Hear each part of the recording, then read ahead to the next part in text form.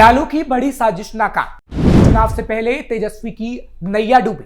लालू की एक बार फिर बड़ी साजिश नाकाम हो गई है और लालू के कारण तेजस्वी भी फंस गए हैं, जिससे सवाल उठा कि लालू ने अपनी सरकार रहते सिर्फ और सिर्फ दंगा भड़काने और लोगों को जाति में बांटने का काम किया, क्योंकि अब लालू की साजिशों का पर्दाफाश हो रहा है और सवाल पूछे जा रहे हैं कि सत्ता की कुर्सी के चक्कर में लालू ने लोगों को अपने पैर की जूती समझा। और क्या अब तेजस्वी भी वही करने जा रहे हैं, क्योंकि लालू वाला फॉर्मूला एक बार फिर बिहार में चला जा रहा है। नमस्कार, कैपिटल टीवी का खास शो विवाद सवाल देख रहे हैं आप। मैं हूं आपके साथ हर्ष भारद्वाज। बिहार चुनाव का माहौल एक बार फिर से गरमाया हुआ है। जातीय राजनीति यानी भूरा बाल एक बार फिर सुर्खियों में है। इसके पीछे दो नेताओं के बयान को जिम्मेदार माना जा रहा है।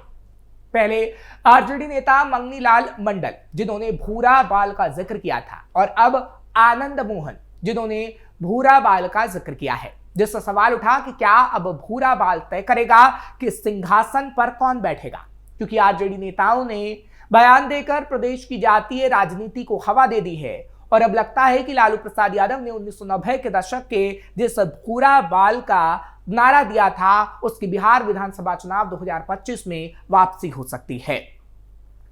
दरअसल भूरा बाल साफ करो नैरेटिव आरजेडी प्रमुख लालू यादव की सियासी पैदाइश है। उन्होंने जब ये नारा दिया था तब ये बेहद असरदार साबित हुआ था। एक चुनावी नारा नहीं था ये, बल्कि उस दौर की बिहार की जातीय राजनीति का आईना भी था। अब सवाल यह है कि क्या 2025 में भी वही सामाजिक समीकरण और वही असर देखने को मिलेगा। बिहार विधानसभा चुनाव 2025 से पहले नेताओं के बीच अब बयानबाजी तेज होती जा रही है। फिलहाल आपको बताते हैं कि भूरा बाल क्या है। भूरा बाल क्या है? भूरा बाल यानी भू से भूमिहार, रा से राजपूत, वा से ब्राह्मण, परला से लाला। सियासत में इसका इस्तेमाल सामाजिक और जातीय समीकरणों को साधने के लिए किया जाता है।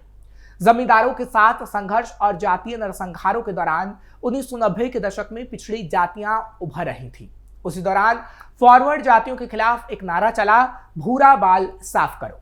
आरोप लगा कि लालू यादव ने यह नारा दिया। जल्द ये नारा सियासी गलियारों में गूंजने लगा। चुनावों में इसका इस्तेमाल किया जाने लगा। एक्सपर्ट के मुताबिक इस नारे से जातिगत संघर्ष को और हवा मिली। वोटर्स को प्रभावित करने की कोशिश की गई। बीजेपी और जेडीयू ने इसे लालू यादव के खिलाफ हथियार के तौर पर भी इस्तेमाल किया। तब से जब जब चुनाव आता है, ये नारा जिन की बंद बोतल से बाहर आ जाता है। इसी साल जुलाई में गया में आरजेडी की एक सभा थी। मंच से एक स्थानीय नेता ने कहा, लालू यादव ने शुरू में कहा था भूरा बाल साफ करो, अब वही समय दोबारा आ गया है। इस नारे के बाद एनडीए ने लालू पर निशाना साधा था। जीतन राम मांझी ने कहा था कि यह स्लोगन लालू यादव ने दिया था, वो इसके जरिए राजनीतिक फायदा उठाना चाहते हैं। लेकिन ये जातियां जाग गई तो नारा देने वाले लोग ही साफ हो जाएंगे। हालांकि लालू हमेशा से इससे इनकार करते रहे हैं। उन्होंने अपनी आत्मकथा गोपालगंज से रायसीना में लिखा है कि हम ब्राह्मणों के खिलाफ नहीं हैं और ना ही हमने भूरा बाल साफ करो का नारा दिया था। हम सिर्फ ब्राह्मणवाद और मनुवाद के खिलाफ हैं। बिहार की राजनीति में भूरा बाल का क्या इंपैक्ट है? बिहार जातीय गणना 2022 के मुताबिक राज्य में इनकी आबादी 10.56% है। एक्सपर्ट के मुताबिक संख्या भले कम हो, लेकिन जमीनी स्तर पर सामाजिक राजनीतिक समीकरणों के कारण इनका दबदबा ज्यादा है। चुनाव जीतने जिताने में इनकी अहम भूमिका होती है। सीनियर जर्नलिस्ट कन्हैया भेलारी से जब इस बारे में बात की गई तो उन्होंने बताया कि 243 में से कम 70 विधानसभा सीटों पर सवर्ण निर्णायक भूमिका में रहते हैं। मध्य बिहार के पटना, आरा, बक्सर, रोहतास, कैमूर, भोजपुर, उत्तर बिहार के सिवान, गोपालगंज, सारण, मुजफ्फरपुर, दरभंगा, मधुबनी, सीतामढ़ी, शिवहर और दक्षिण बिहार के नालंदा, गया के कुछ हिस्से में इनकी पकड़ ज्यादा है। 2024 लोकसभा चुनाव के आंकड़ों को देखें तो 40 में से 12 सांसद फॉरवर्ड समाज से हैं, मतलब 30%। जबकि 2020 विधानसभा चुनाव के आंकड़े को देखें तो 243 में से 64 विधायक फॉरवर्ड समाज से हैं, मतलब 26%। आबादी के लिहाज से देखा जाए तो नीतीश सरकार में सवर्ण मंत्रियों की संख्या दोगुनी से भी ज्यादा हो गई। हिंदू मुस्लिम सवर्णों को मिलकर इनकी आबादी करीब 15.52% है। इस हिसाब से सवर्ण जाति के 5 मंत्री बनाए जा सकते थे, लेकिन सवर्ण मंत्रियों की संख्या 12 है। इसमें 8 बीजेपी कोटे से हैं।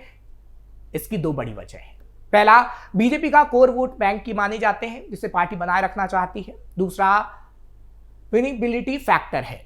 ज्यादातर सवर्ण नेता धनबल और बाहुबल से मजबूत हैं, ऐसे में इनके जीतने की संभावना बढ़ जाती है और ये बिहार में जीतते भी हैं। भूरा बाल का जिक्र आते ही सियासत क्यों गर्मा जाती है? बिहार की राजनीति का सबसे विवादास्पद नारा है ये। इसे सवर्णों के खिलाफ सामाजिक न्याय का हथियार माना गया है। बीजेपी जेडीयू का आरोप है कि इस नारे से राज्य में जातीय हिंसा भड़की थी और लालू प्रसाद यादव की सरकार में ये हुआ था। 1992 में 12 नरसंहार, 1997 में लक्ष्मणपुर बाधे नरसंहार जैसी कई हत्याएं हुई। बिहार जातीय हिंसा की आग में झुलस गया। इससे न सिर्फ बिजनेस ठप हुआ बल्कि बड़े स्तर पर पलायन भी बिहार से हुआ। इस नारे के सहारे लालू यादव ने बिहार में 15 साल राज किया, लेकिन इसके बाद सत्ता से बाहर भी हो गए, जो 20 साल से जारी है। इससे सिर्फ लालू यादव को ही नुकसान नहीं हुआ, उसके साथ की पार्टियां यानी कांग्रेस और लेफ्ट को भी बुरे दिन देखने पड़े, जो आज तक खत्म नहीं हुए हैं। 40 साल बिहार पर राज करने वाली कांग्रेस आज 10% वोट शेयर से भी नीचे चली गई है। बदले सियासी माहौल में भूरा बाल कितना अहम? आज का बिहार 90 के दशक वाला बिहार नहीं रहा है। सवर्ण वोट बैंक अब ज्यादातर बीजेपी और एनडीए के साथ खड़ा है। यादव और मुस्लिम समाज अब भी लालू राबड़ी तेजस्वी की रीढ़ बने हैं, यानी आरजेडी की। साल 2025 के चुनाव में समीकरण ज्यादा जटिल है। ईबीसी यानी अति पिछड़ा वर्ग और दलित वोट का बड़ा हिस्सा अब नीतीश और एनडीए या अलग अलग दलों में बटा हुआ है। मुस्लिम मतदाता इस बार कांग्रेस और ओवैसी फैक्टर पर काम कर रहा है। प्रदेश में पहली बार वोट करने वाले युवा जातीय नारे से ज्यादा रोजगार, शिक्षा और विकास की बात कर रहे हैं। एनडीए बना महागठबंधन, क्या होगा? आरजेडी को इसका फायदा तभी होगा अगर ईबीसी और दलित वोटर नाराज होकर एनडीए से खिसकते हैं। लालू यादव का भूरा बाल साफ करो नारा एक दौर की पहचान था, जिसने बिहार की राजनीति का चेहरा बदल दिया। लेकिन 2025 के चुनाव में यह नारा केवल पुराने मुद्दों को जिंदा करने और जातीय गोलबंदी का औजार बन सकता है, ना कि निर्णायक फैक्टर। आज के बिहार में जाति पहचान के साथ साथ विकास, रोजगार और क्षेत्रीय असंतुलन भी बड़े मुद्दे हैं। बीजेपी और जेडीयू इसे पुरानी जातीय राजनीति की वापसी बताकर लालू यादव पर हमला कर रहे हैं। एनडीए का फोकस मोदी ब्रांड, विकास और महिला वोट बैंक पर है। दरअसल एनडीए की ओर से लगातार ही कहा जा रहा है कि जब लालू प्रसाद यादव 10 मार्च 1990 को बिहार के मुख्यमंत्री बने थे, मुख्यमंत्री बनते ही उन्होंने अपना सियासी समीकरण अपने पक्ष में और नियंत्रण करने के लिए काम तेज कर दिया था। यही वजह है कि भूरा बाल साफ करो की शुरुआत भी उनकी सत्ता में ही आया। ये नारा लालू प्रसाद यादव की तरफ से ही दिया गया। जब लालू प्रसाद यादव पहली बार सीएम बने थे, उस दौर में राजपूत, भूमिहार, ब्राह्मण, कायस्थ का दबदबा था। लालू पिछड़े वर्ग यानी विशेषकर यादव और मुसलमानों की राजनीति को गढ़ने की कोशिश कर रहे थे और जब वो सत्ता में आए तो उन्होंने इसे ही हवा दी, जिसके बाद भूरा बाल का नारा दिया गया और भूरा बाल से जातीय संघर्ष बिहार में देखने को मिला। भूरा बाल का नारा क्यों? लालू प्रसाद यादव जयप्रकाश नारायण के आंदोलन से उपजे नेता है। यही वजह है कि सामाजिक न्याय उनकी राजनीति के केंद्र में हमेशा से रहा है। उन्हीं के दौर में मंडल कमीशन के बाद पिछड़े वर्ग को आरक्षण मिला था। लालू यादव ने इसे अपनी राजनीति का हथियार बनाया और कहा कि अब तक सिर्फ ऊंची जातियों का राज रहा है, अब पिछड़ों की बारी है। तभी से ओबीसी, दलित और मुस्लिमों का राज बिहार में चल रहा है, जो आज भी बहुत हद तक देखने को मिलता है। नया जाति समीकरण आरजेडी प्रमुख लालू यादव ने भूरा बाल का असर समाप्त करने के लिए यानी पिछड़ा वर्ग, मुस्लिम और दलित को जोड़कर एमवाई समीकरण बनाया। इसमें भूरा बाल जातियों के विरोधी खेमे के रूप में पेश किया गया। यही वजह है कि लालू का यह नारा सत्ता परिवर्तन का प्रतीक बना। उनके इस नारे का एकमात्र फॉर्मूला था बिहार में जो सत्ता पर कब्जा जमाए बैठे थे उन्हें राजनीति से साफ करना। नतीजा यह हुआ कि 1990 से 2005 तक लगातार बिहार की सत्ता में उनकी पकड़ मजबूत रही। इस नारे ने लालू यादव को पिछड़ों, दलितों और मुसलमानों के बीच नेता के तौर पर स्थापित कर दिया। इसका नतीजा हुआ कि बिहार की राजनीति में जातीय ध्रुवीकरण और गहरा हो गया। लंबे समय तक भूरा बाल जातियां राजनीतिक रूप से कमजोर रही, जबकि यादव और मुस्लिम गठजोड़ मजबूत हुआ।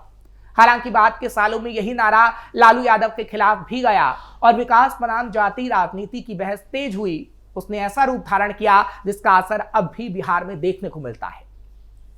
असर यह हो रहा है कि अब लालू के साथ तेजस्वी की जातीय राजनीति को कोई पसंद नहीं कर रहा, क्योंकि लालू ने जो आज तक नैरेटिव गढ़े हैं वो हर कोई समझ रहा है। क्योंकि लालू जीत के लिए कुछ भी करते रहे, लोगों को बांटते रहे, लेकिन अब जनता विकास चाहती है और जाति की बात नहीं करना चाहती, जो लालू और तेजस्वी के मुंह पर जोरदार तमाचा है। फिलहाल बेबाक सवाल लेकर कल फिर हम आपके सामने हाजिर होंगे। खबर कैसी लगी कमेंट सेक्शन में जरूर बताएं। खबर को लाइक शेयर करें। कैपिटल टीवी को सब्सक्राइब करना मत भूलिएगा।